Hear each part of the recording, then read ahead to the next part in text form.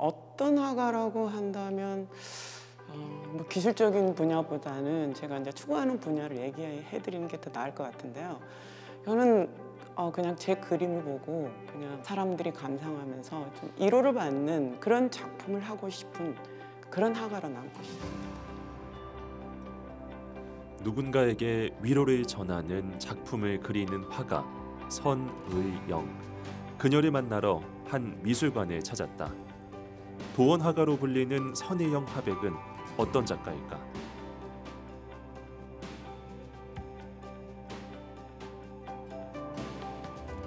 안녕하세요. 한국화 작가 선의영입니다.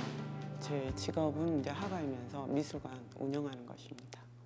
한국화라고 하면 대부분 지금은 많이 들은 단어일 거라고 생각을 해요. 근데 예전에는 이 한국화라는 단어가 없었어요. 그래서 일본화, 이제 중국화하면서 우리도 이제 한국화라는 그 명칭을 우리 이제 해화에서도 쓰게 됐고, 한국화는 먹으로 그리는 옛날로 말하는 동양화, 수묵화 그 종류와 채색화로 이루어져 있습니다. 그러니까 두 개를 합쳐서 한국화라 하는 거죠. 저는 이제 수묵을 기반으로 해서 채색을 조화롭게 넣으면서 작품을 만들어내고 있는데 집중하고 있습니다. 조사를 해보니 도원이라는 주제로 작품을 하시던데, 그러면 도원은 무엇일까요? 도원이라 하면 어떻게 보면 지금은 이제 여러 분야에서 도원이라는 단어를 많이 쓰기 때문에 익숙해져 있을 수도 있지만, 사실은 도원은 동양 쪽에서 우리도 옛날 이야기처럼 떠내려온 그냥 벅사꽃을 따라간 어부의 이야기에서 무릉도원이라는 단어가 나왔잖아요. 근데 그 무릉도원이 우리 생각할 때 아픔도 없고 죽음도 없는 어떤 신선의 세계, 뭐 다른 말로 하면 뭐 유토피아적인 세계, 그리고 또 더 나아가면 이상의 세계, 뭐 그런 세계를 조금 대변하는 이야기거든요, 동양 쪽에서. 그래서 제가 그 무릉도원이란 그 단어에서 그 복숭아도와 근원 원자만 빼가지고 제 전체적인, 그리고 이제 제가 죽을 때까지 그림을 그린다면 어떤 총체적인 어떤 테마로, 주어로 가져가고자 하는 데서 가져온 것입니다. 그러니까 도원이라면 우리가 이제 그리워하는 세계, 꿈의 세계, 뭐 이상의 세계, 신선의 세계, 뭐 그런 거라고 생각하시면 될 것 같아요. 그러면은 도원이라는 이 주제로 주로 다루게 된 계기가 있으신가요? 제가 그 전에는 이제 먹으로 여러분들이 생각하는 어떤 동양화에 관련된 그림으로 제가 시작을 했는데요. 풍경을 그리면서 전시를 하게 됐는데, 어떤 이제 한 분이 오셔서 그 그림을 보면서 자기는 이 그림을 보면서 너무 힐링이 되고, 자기가 옛날에 잊었던 그리운 그런 세계로 들어가면서 이 그림을 보고 나서 나오니까 너무 조금 마음이 편안해지고 좀 힘을 얻었다고 하시더라고요. 그래서 그때까지는 제가 이제 초창기니까 이제 도원이라는 단어를 쓰지 않고 그냥 이제 풍경에 맞춰서 주어를 붙였었거든요, 제목을. 근데 그 순간에 그 얘기를 들으면서 내 그림이 그냥 나는 우리가 지나치고 가고 있는 어떤 풍경을 그렸는데, 그 풍경을 보면서 이게 감상자들은 그 풍경 이전에 다른 걸 느끼는구나. 내 그림이 이 사람들한테 위로를 주고 힐링할 수 있는 시간을 주고 또 되돌아가서 다시 삶을 살아갈 수 있는 어떤 순간적인 어떤 그런 기쁨을 준다면 그런 그림을 추구할 수도 있고 앞으로 나아갈 수도 있겠다. 그 순간에 그런 생각이 드는 거예요. 그래서 제가 이제 그거에 대해서 와가지고 좀 공부를 좀 우리 동양 쪽에 이야기를 하면서 무릉도원이라는 어떤 그런 것의 접목을 제가 시키면서 이걸로 복숭아도와 근원 원자만 빼서 내가 총체적으로 앞으로 나아갈 내 철학과 신념을 담은 그런 그림을 그려야 되겠다, 그렇게 생각을 했죠. 그래서 그때부터 모든 이제 전시와 제 그림 작품에 대한 제목이 도원으로 이제 되기 시작했습니다. 도원이라는 주제로 얘기를 좀 해주셨는데, 선생님의 도원의 그림을 좀 설명을 좀 보면서 듣고 싶어서 혹시 지금 그림들을 좀 설명을 드릴 수 있을까요? 네, 알겠습니다. 지금 계신 곳이 지금 그런 작품들로 지금 구성되어 있으니까 같이 가서 그럼 살펴보면서 그 궁금증도 해결하고 한번 감상해 보시기 바랍니다. 함께 그럼 가서 감상해 볼까요?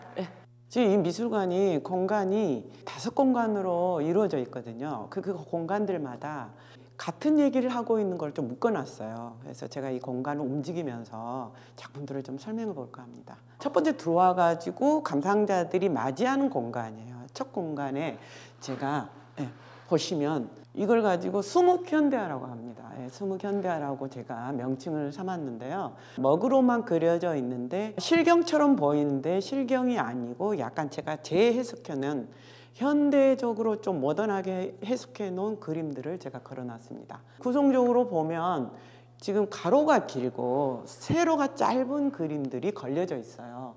그래서 이거는 제가 이제 여러 가지 사람들에게 지금 힐링할 수 있는 어떤 포인트를 제가 지금 집어넣어놨거든요. 그렇게 한번 생각해 보시고 감상하시면 좋을 것 같습니다. 여기서는 제가 전시를 한 3번, 4번에 걸쳐서 약간씩 변화된 작품들로 구성해 놨어요. 그래서 이제 이쪽 2개 지금 보고 계시는 이 작품이 처음으로 제가 이 와이드한 현대 수묵의 가로가 좀 긴 그림을 그린 최초의 전시 때 나온 작품들이고요. 지금 이제 앞으로 제가 공간을 움직이면서 설명을 할 건데요. 여러분들은 제가 이제 기억할 게 있습니다. 그건 뭐냐면 도원이라는 청체적으로 제목을 걸어놓은 도원을 생각하시면서 들으면 되고요. 그 도원에서 만들어낸 복숭아꽃을 따라간 어부의 이야기를 생각하시면서 들으시면 될 것 같습니다. 그때 그 어부가 강가를 따라가면서 떠내려온 복사꽃을 보면서 이 복사꽃을 따라서 가다 보니 이 커다란 이제 동굴과 암벽이 있고 거기를 기어서 가다 보니 아내가 이렇게 자기가 꿈꾸는 그런 이제 복사꽃이 핀 아주 평화로운 그런 마을이 있는 이야기인데요.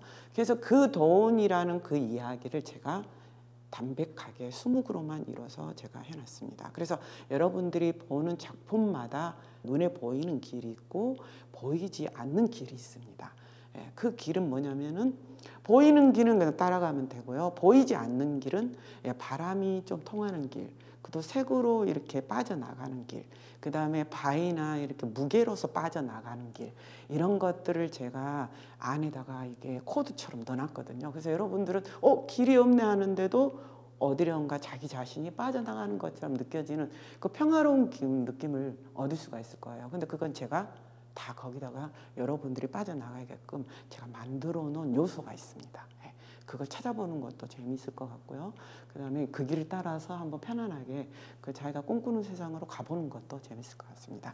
그걸 좀 명심하시고 앞으로의 저랑 같이 작품을 감상하시면 될 것 같습니다. 여기는 이제 안에 위치한 다른 공간인데요. 이 공간으로 오는 이유는 지금 보고 계신 여러분들이 지금 이해하기 쉽게 많이 변화가 되지 않는 흐름으로 제가 공간을 설명하고 있습니다. 방금 밖에서 본 거는 그 실경을 갖다가 제가 다시 재해석을 해서 가로가 긴 작품에 현대적으로 좀 모던하게 해석해 놓은 작품이고요. 여기서 보면 약간 애니적인 작품도 있고 또 실경을 그려놓은 그 작품도 있고 제가 말한 도원을 이게 적나라하게 여러분들이 이해하기 쉬운 작품도 있습니다. 여기서 한번 그걸 설명해 볼게요. 제가 애니메이션적인 그림을 조금 좋아합니다. 이거는 보시면 그림이 조금 조형적으로 맞습니다. 이거는 민화적인 기법에서 애니메이션적인 요소를 제가 같이 겸비해서 한 그림이거든요. 그래서 여기서 보면은 하늘이 둥둥 떠 있는 사람들은 이걸 이제 다른 애칭으로 바울의 성이라고 하거든요. 하늘에 떠다니는 어떤 이제 도시 꿈의 어떤 그런 이상의 어떤 곳. 가까이서 보면 이게 이제 평면처럼 보이는데요. 이게 점점 멀어지면 악기가 이렇게 펴지듯이 입체적으로 수많은 산의 가들이 이렇게 벌어지면서 나한테 다가오는 그림입니다.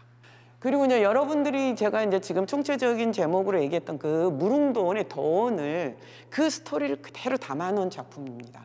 보시면 지금 주변을 먹과 지금 블루로 지금 이쪽에는 현실에서 흐르는 물이고요. 아까 그 물줄기를 따라서 내려오는 데서 이렇게 들어가면 이 밑에 동굴이 있다고 생각하시고 이렇게 보시면 나오는 복사꽃이 핀 그리고 거기에 살고 있는 거기에 흘러내리는 폭포수, 우리가 그 꿈꾸는 그런 도원을 이야기 스토리에서 그대로 한번 빼서 제가 조형적으로 한번 담아봤습니다.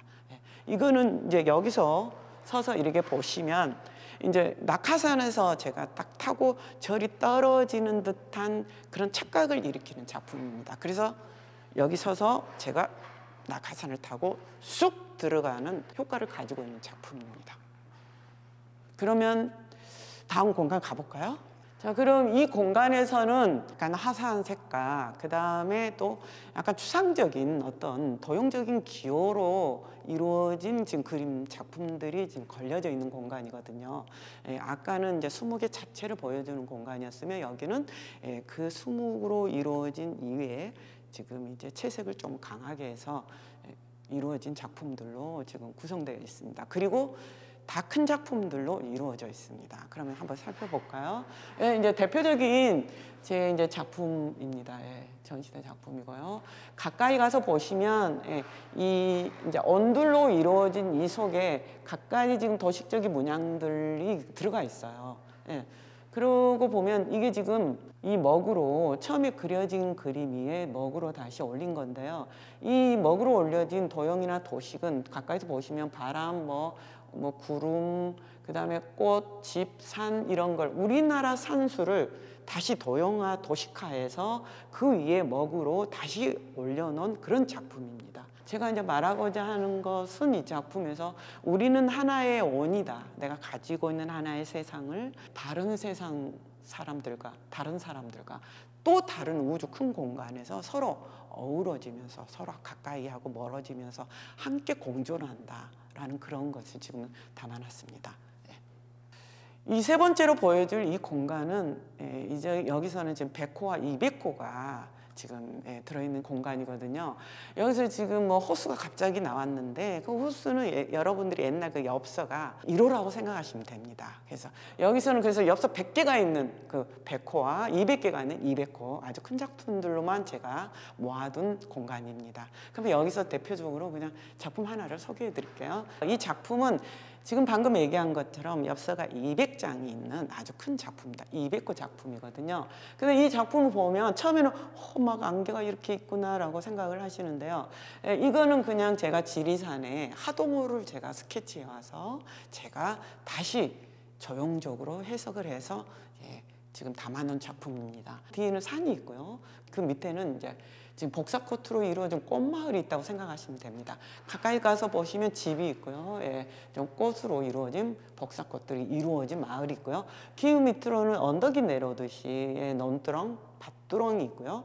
그 마지막에는 내 앞에 펼쳐진 것처럼 보이는 호수가 하나 있습니다. 이게 지금 굉장히 거리가 먼 멀리서 바라본 어떤 그런 작품을 제가 집어넣는 건데요. 지금 이 호수를 보면 소나무와 소나무 사이에 산책로가 담아 있고요. 그 뒤로는 또 복사꽃들이 같이 그 산책로를 따라서 이루어져 있습니다. 그러면 이 하얀 것들을 지금 뭘까요? 라고 생각을 하시면 이 작품은 비행기에서 타가지고 본 그런 조형적인 시각으로 지금 작품을 구성해낸 작품입니다. 그럼 좀 이해가 되겠죠? 산 밑에서 흘러나온 어떤 구름들과 내가 비행기를 타고 가면서 본 내 밑에 깔려진 구름 사이가 흩어지면서 보여진 하동호의 그 마을을 제가 작품에 담아봤습니다. 제가 말한 공간 중에서 마지막 공간을 제가 설명해 드리겠습니다. 이 공간은 이제 소품으로 이루어져 있어요. 아까는 막 100호, 200호 막 큰 작품이었는데 여기서는 20호, 30호 뭐 이렇게 이루어진 작품들로 지금 되어 있습니다. 제가 이 공간에서 여러분에게 소개하고자 하는 작품은 바로 저 작품인데요. 이 작품은 아까 제가 이제 언으로서 이해도 우주적인 작품을 그걸 갖다가 소품으로 만들어낸 거고요. 그 작품 안에 들어있는 그림이 전부 이런 산과 강과 길, 제가 말하고자 하는 그 길 따라서 어느 곳으로 빠져나가는 듯한 우리나라의 산, 그것을 제가 표현해낸 그림인데요. 아까 그 공간에서도 보라색 그 작품에서도 거기를 뚫고 밑에를 보면 제가 이 첫 번째 작품을 집어넣었습니다. 그 이후에 다시 도식화된 도형으로 먹으로 올려놨는데요. 그 제가 만들어낸 그런 도식적인 작품을 하나씩 벗겨내고 과연 그 안에 우리가 꿈꾸고자 하는, 개인이 꿈꾸고자 하는 어떤 그런 이상적인 세계가 있는가, 그걸 바로 다이렉트하게 보여준 작품입니다. 그래서 여러분들이 아무리 어려운 어떤 그런 현실이 있어도 그걸 뚫고 벗겨내면 자기 안에 가장 아름다운 세계가 있다는 거, 그걸 이제 잊지 마시라는 의미에서 그걸 좀 말하고자 싶어서 제가 이런 작품을 했습니다.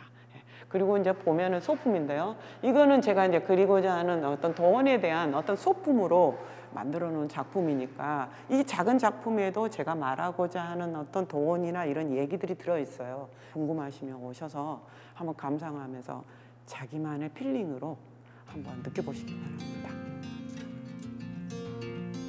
작품 하나하나에 희망의 메시지를 담는 선혜영 화백.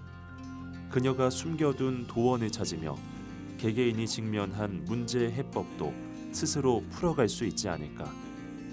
그녀가 만들어가는 도원이란 그림 세상 속으로 한 걸음 더 들어가 본다. 지금 작업하고 있으신 작품은 무엇이에요? 제가 이제 지리산에서 사진 찍어 온 거, 그걸 다시 제가 이제 스케치를 해서 있는 그대로가 아니라 이제 제가 다시 재해석을 해가지고 제가 넣고 싶은 스토리나 어떤 이제 제가 그 꾸준히 얘기해온 어떤 동원에 대한 개념을 삽입해가지고 이제 디자인해 놓은 지금 그 작품을 이제 동양화적인 먹으로 지금 그리는 작업을 하고 있거든요. 색은 거의 아주 연하게 그렇게 올릴 작정이에요. 그러니까 여러분들이 봐왔던 기존의 좀 동양화적인 작품을 작업하고 있습니다, 지금. 그렇게 되면 예술가들은 작품을 위한 영감을 얻는 게 중요할 건데 네. 작가님은 주로 영감을 어디서 얻어오세요? 저는 일단은 제 모든 작품의 기본은 거의 뭐 우리나라 산수에 있고요. 그 다음에 더 이제 집중적으로 치면 이 지리산 쪽에 이제 뭐 태백산맥 줄기죠. 뭐 그 뿌리에서 지리산에 거의 가서 영감을 얻고 사진 찍고 디자인해 오고 그리해서 제가 이제 추구하고 있는 이제 도원의 어떤 이제 철학이나 신념을 이제 삽입해서 또 재구성하는 것이죠. 그러니까 실제로 사진에서는 아주 그냥 작은 시냇물처럼 흐르는 걸 제가 조형적으로 재구성하면 큰 폭포가 될 수도 있고 결과물은 그렇게 표현이 될 수 있습니다. 하지만 모든 제 작품의 근간을 이루는 것은 우리나라 산수고 그중에서도 지리산 쪽에 모든 것을 두고 있습니다. 영감을 얻더라도 이제 그걸 어떻게 표현하는지가 중요할 것 같은데 선생님 같은 경우는 영감을 얻는 순간의 표현 방법도 같이 떠오르세요? 아니면 표현 방법을 찍고 와서 다시 연구를 하시는 걸까요? 그냥 저는 이번에 시간이 좀 해서 각 작품마다에 들어있는 스토리들을 들려드리기엔 조금 이제 부족했지만 다음에 시간 내서 오시면 각 작품마다에 들어있는 이제 스토리와 이야기가 좀 달라요. 예. 그래서 제가 이제 어떤 이게 계획을 세우거든요. 이제 작품을. 그럼 그 세우면 그 하나에 대한 어떤 디자인을 생각하면 그거에 대한 디자인을 저는 10개에서 30개 정도를 그립니다. 제가 먼저. 예. 근데 그 작품이 줄기는 같은 것 같이 보이는데 각자 다른 조형적인 모습으로 각자 다른 사진에서 내가 각자 경험하고 봤던 것들을 삽입을 해서 그 이야기들을 만들어내 가지고 마지막 디자인 스케치를 끝내고 그걸 이제 제가 종이의 작품에 이제 옮겨서 먹이든 어떤 그 작업을 해내거든요. 예, 그래서 사람들이 제게 물어볼 때 이거 얼마나 걸리냐, 어떻게 걸리냐, 뭐 이렇게 어디서 오느냐라고 물어보세요. 근데 저는 사실은 작업하고 있는 시간도 오래 걸리지만 그 외에 투자하는 시간이 꽤 많아요. 그거는 직접 걸어보고 또 자연 속에 가보고 뭐 지리산에 가보고 사진을 찍고 그냥 그곳에서 마냥 걷기도 하고 뭐 숨 쉬고 그리고 그것들을 가져와서 제가 찍어온 사진을 보고 있거나 다른 또 사진들을 또 구해서 보고 있거나 그리고 이제 아이디어가 떠오르면 그걸 해서 계속해서 10장, 20장, 30장을 일단은 그려냅니다. 거기까지가 하나의 흐름의 작업이에요. 그리고 나서 그게 한 30장에서 마무리되거나 이제 더 이상은 없다라고 일단은 내리면 그 다음에 이제 그걸 가지고 이제 제가 하고 있는 정리에 옮기고 그걸 갖다가 이제 색을 올리거나 이렇게 해서 작품 마무리하고 있습니다. 아이디어가 뭐 자다가 떠오르면 일어나고요. 밥 먹다가 떠오르면 뭐 하고요. 거의 모든 순간을 이제 순간순간 머리가 비면 작품에 대한 생각으로 거의 생각을 채워져 있다고 생각하시면 될 것 같습니다. 작품은 작업을 하다가 어디쯤에 멈추는 순간이 올 텐데 네. 그 작품이 완성됐다고 느낄 때는 언제일까요? 사실은 이 작품을 하다 보면 제가 이제 마지막 작품을 완성하는 쪽으로 가면 계속해서 작품에서 물러나서 계속 보고 있습니다. 제가 계속 보고 있으면 뒤에서 전체적인 그림을 보면 계속해서 부족한 데가 보여요. 그게 이제 채워지면서 완성시켜가는 거거든요. 전체적인 무게감, 전체적으로 완성된 조형감 끊임없이 뒤로 와서 어떨 때는 한 30분, 어떨 때는 1시간, 어떨 때는 하루, 어떨 때는 이틀 이렇게 보거든요, 작품을. 근데 그때마다 이제 전체적으로 균형감이 흐트러지거나 뭔가 잘못된 게 보이면 계속해서 그 수정을 하는데요. 그게 어느 순간에 더 이상 이제 손댈 데가 없다라는 순간이 와요, 저에게. 이제는 모든 게 좀 조형적으로나 무게감으로거나 뭐 이제 완벽하다라는 느낌이 제게 오거든요. 그럴 때 손을 뗍니다. 그리고 손을 떼고 사이드에 그걸 갖다가 이제 한 달이나 2달 놔둡니다. 이렇게 순간순간 좀 보고요. 그 순간에도 그 작품이 계속해서 완벽하게 보이면 사인을 하거나 도장을 찍습니다. 그러면 지금 작업하고 있는 작품은 하고 싶은 말은 있을까요? 그냥 이거는 지금은 이제 화려한 그 색으로 덮는 추상적이고 뭐 이런 건 아니에요. 작품이 그냥 이제 찍어온 걸 좀 더 이제 우리가 기존에 봐왔던 어떤 고풍스러운 그런 고전스러운 그런 동양화적인 구도로 사용해서 그냥 먹으로만 이제 표현을 해낼 작정이거든요. 그래서 지금 이제 다음 전시를 위해서 우리가 기존에 알고 있는 우리나라 자연의 그 숲에서 조금 비밀스러운, 조금 고즈넉한, 조금 편안한, 이 겉돌지 않는 그런 작품, 우리가 알고 있는 그런 작품에서 그냥 비밀스러운 휴식. 그냥 우리가 보고 있으면 들어가가지고 그냥 저기서 좀 쉬고 싶다. 좋다. 이 정도의 느낌에서 편안한 아마 그런 것을 아마 담아내고 싶을 것 같아요.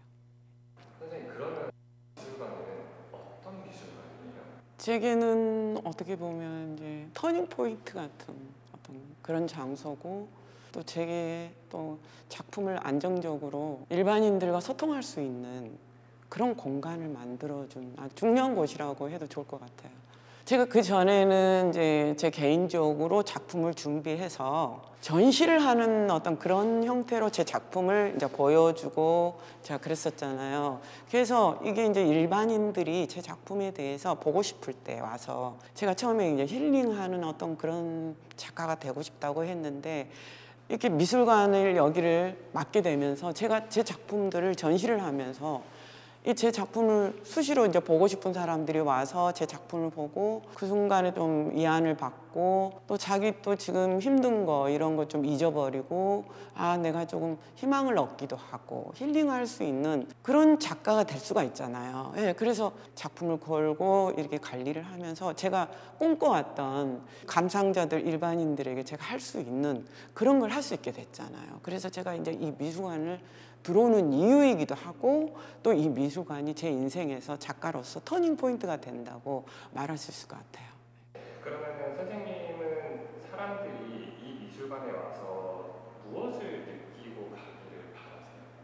도원이라 하면은 되게 거창하잖아요. 제가 뭐 지금까지 이제 쭉 그런 곳에 계속 제가 이제 얘기를 해왔었는데 뭐 이상의 세계, 뭐 신선의 세계, 신의 세계, 뭐 현실을 잊어버리고 고통 없는 세계, 뭐 이러긴 얘기를 했지만 작업을 하다 보니까 그런 생각이 들더라고요. 그냥 우리가 살면서 지금 현재 내 친구하고의 관계가 좋으면 그 순간에 느꼈던 그 따뜻한 감정이 그 거창하게 꼭 가야 되는 이상의 세계보다 훨씬 더 아름다운 동원의 세계가 될 수 있고 그 다음에 내가 가지고 있는 지금 최선을 다해서 살고 있는 내 가족들을 위해서 살고 있는 삶이 행복하다면 그게 꼭 어딘가에 내가 뚫고 가지 않아도 그 또 자그마한 행복이 또 도원의 또 세계가 되지 않나 그런 생각이 최근에는 들었거든요. 그래서 그런 입장에서 본다면 이제 이 미술관이 옛날에는 전시장에서만 와가지고 꼭 그 시간에 꼭 와서 느껴야 되는 건데 지금은 이제 이 미술관에 와가지고 어느 때고 간에 자기가 이제 좀 휴식을 취하고 제 신념과 사람들에게 주고자 하는 어떤 철학을 넣은 이 작품들을 보면서 아, 나 지금 잘 살고 있다. 아, 내 가족들하고 행복하다. 하면서 제 작품들을 보면서 그 순간에 이안을 받고 또 지쳤던 어떤 자기 자신의 에너지를 얻어가는 그렇게 힘을 얻어가는 그런 미술관이 되었으면 하는 바람입니다.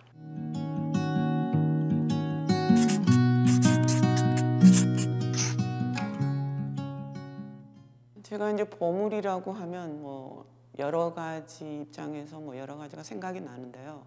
그래도 제게는 이 돈이란 단어를 찾게 하고 그 다음에 돈을 통해서 제 그림을 감상하면서 그 사람들이 위로받고 또 힐링받고 또 작품을 보고 가서 희망을 얻게 되는 그런 계기를 준 그 작품들이 아닐까 싶은데요. 그래도 이 작품이 제게는 1위로 꼽는 보물이라고 생각합니다. 왜 그러냐면 제가 이 작품을 전시할 때까지만 해도 주위에 있는 풍경이나 그런 산수 같은 작품들을 그냥 있는 그대로 이제 제목을 붙이면서 제가 작업을 했는데요. 이 작품을 본 감상자들이 너무 편안했다, 뭐 위로를 받았다, 그리고 나 나가서 새로운 희망을 얻었다, 이런 감상의 후기를 들으면서 아, 내가 제 작품을 보고 위로받는 사람들이 있을 수도 있구나. 아, 이 사람들이 가서 희망을 가질 수도 있구나.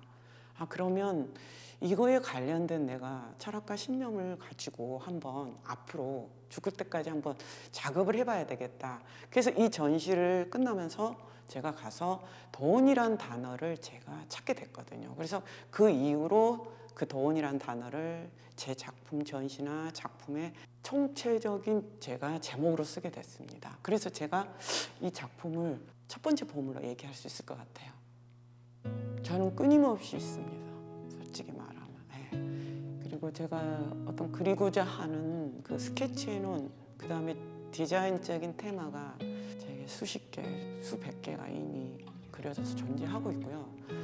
그리고 그 모든 것들이 제가 이제 지금 총체적으로 아까부터 얘기했던 어떤 돈이란 그 뿌리에서 벗어나지 않고 그다음에 사람들에게 계속 제가 얘기해온 제가 계속 가지고 가는 어떤 철학에서 제가 그 디자인된 그림들이 있기에 저는 그 그림을 다 한번 그려보고 한번 죽었으면 그게 제